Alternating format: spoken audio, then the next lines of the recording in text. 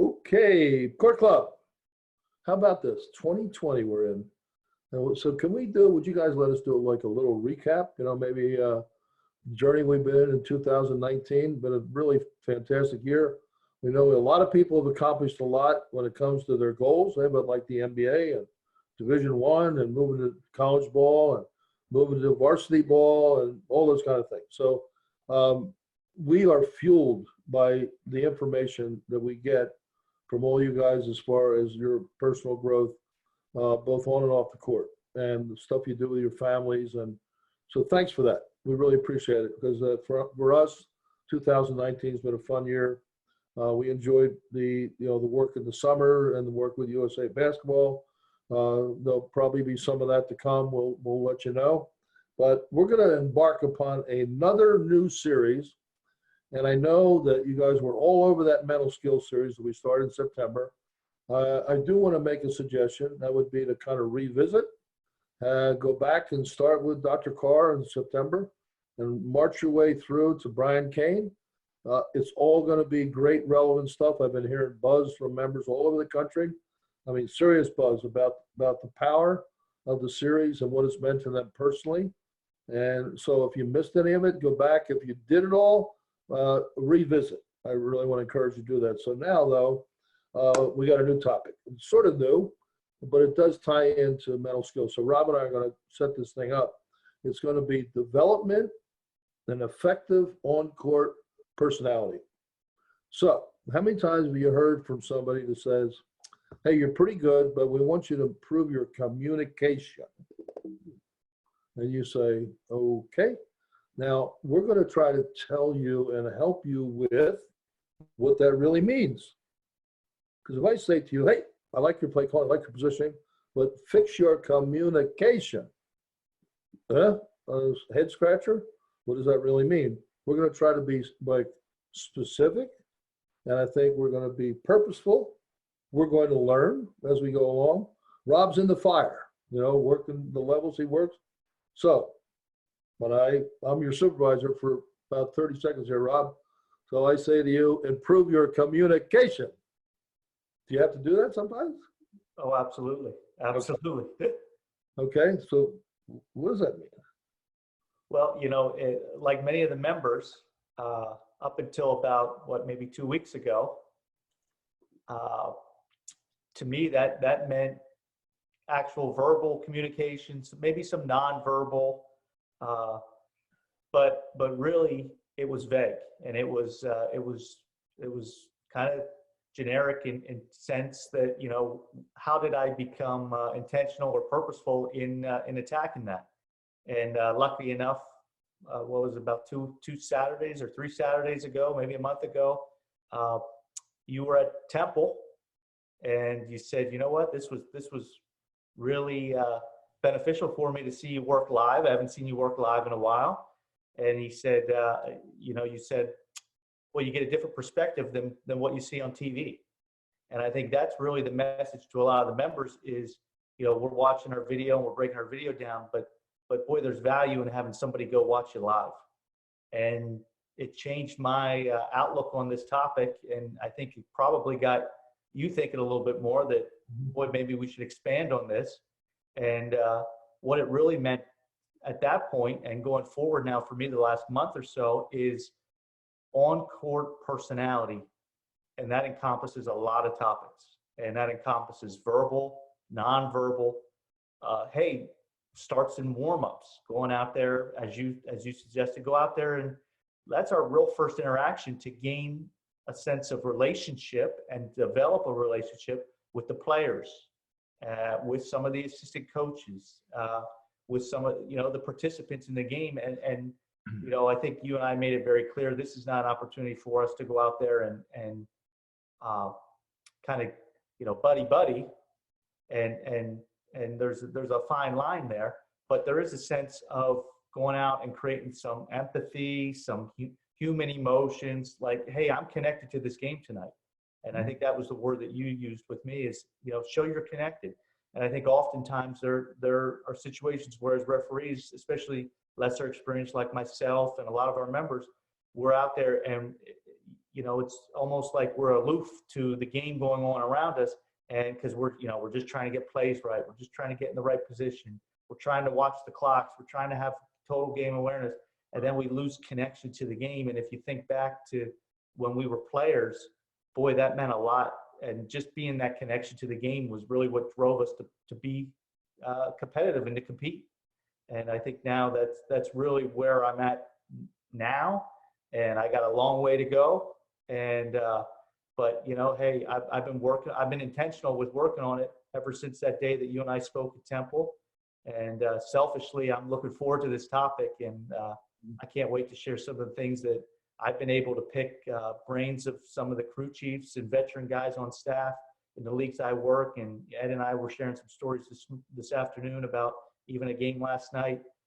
It's definitely at the top of my list. And when you think about the Nate Harris call and the Brian Kane and, well, better, how, and going through, well, at the top of my well, better, how right now is development of on-court personality and persona. Nice. I'd say being in the building does change what you see. You can see the whole picture. A couple things I've seen in person: Scott Foster, Mark Davis, Tyler Ford, Ben Taylor, and I've been really impressed with how they deal with this. And you can see that how well respected they are, and certainly with Ben and Tyler being younger officials, but they're really almost purposely working on this. And you can see, and interesting, we had one of our young court club members go to a game that to see Tyler, and he came away, and I asked him what was your takeaway, and it was about how he related, and how he was able to do some things with emotions, cut things off at the pass with effective communication. Now, we are not going to get all these right. I mean, we're going to have some situations where, we maybe take a risk, and we go and have a conversation, initiate, and it doesn't work. That's okay. That doesn't mean you stop, you keep going. Right? Because more often than not, it is going to be effective. But I would go with limited expectations as to how people are going to respond.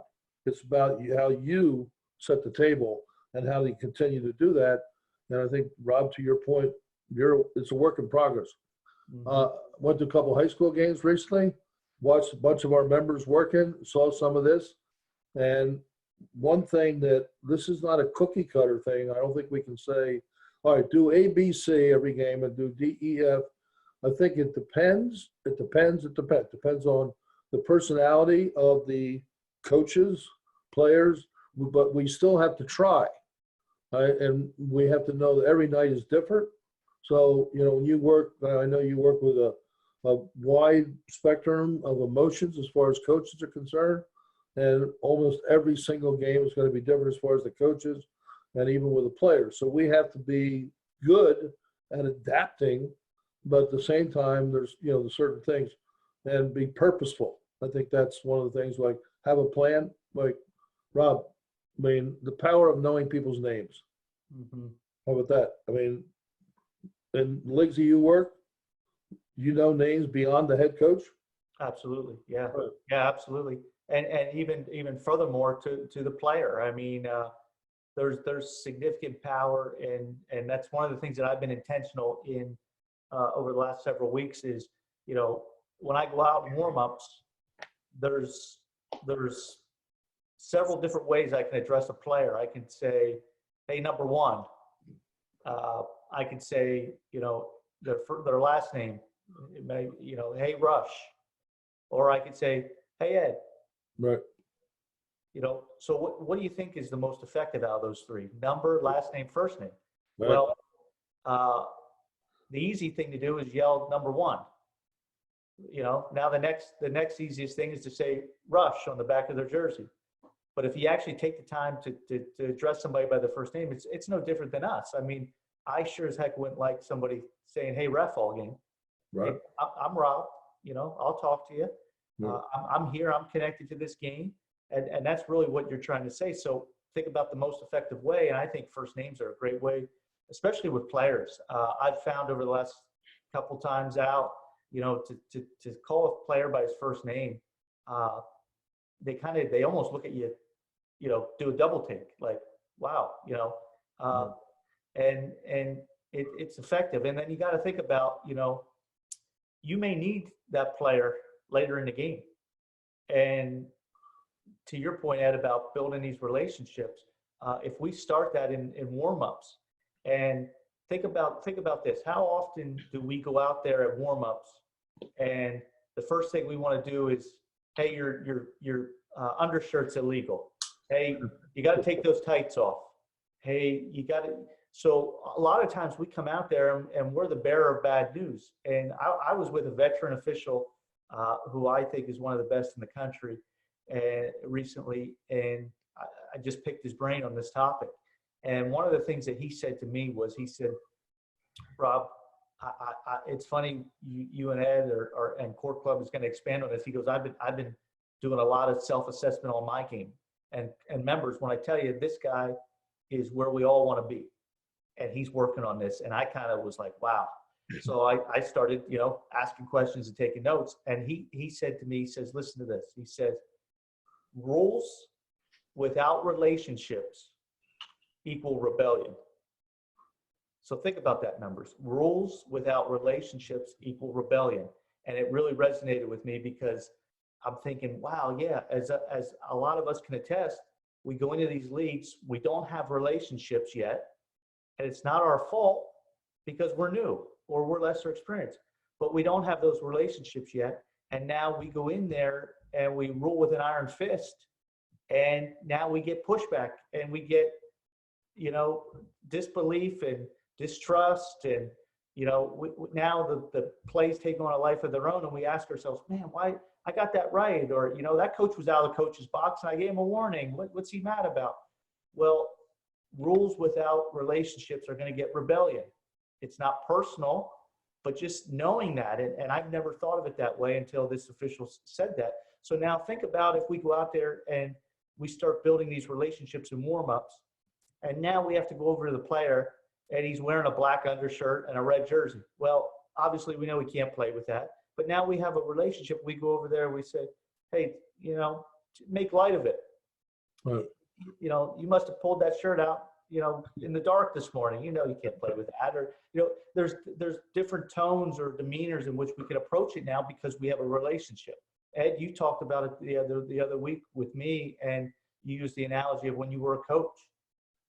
And the way you coach players, the first day at camp, your approach is much different than after you've developed a relationship with them, and now we're in November.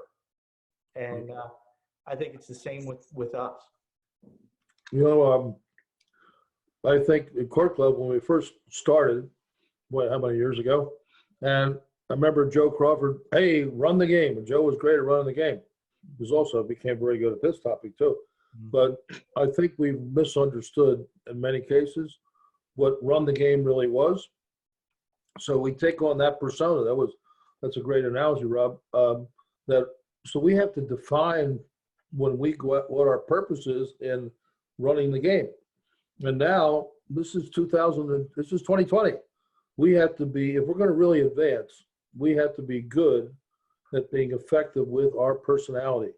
Because at the end of the day, we are going to be judged by non-referee people on this more than block charge. And it's just going to happen. There's certainly, we're going to go through here a lot of guidelines. I put together like pages and pages of stuff on this. And it's exciting to me. And we want you guys to interact. So now you listen to this, you know how to get a hold of us, both of our emails.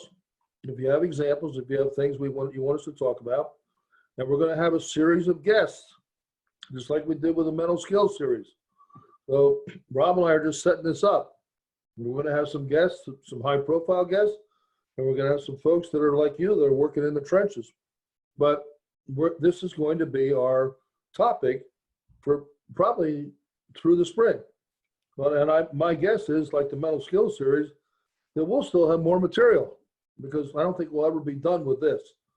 And to your point with your veteran official, who's one of the best in the entire game, both NBA and college basketball,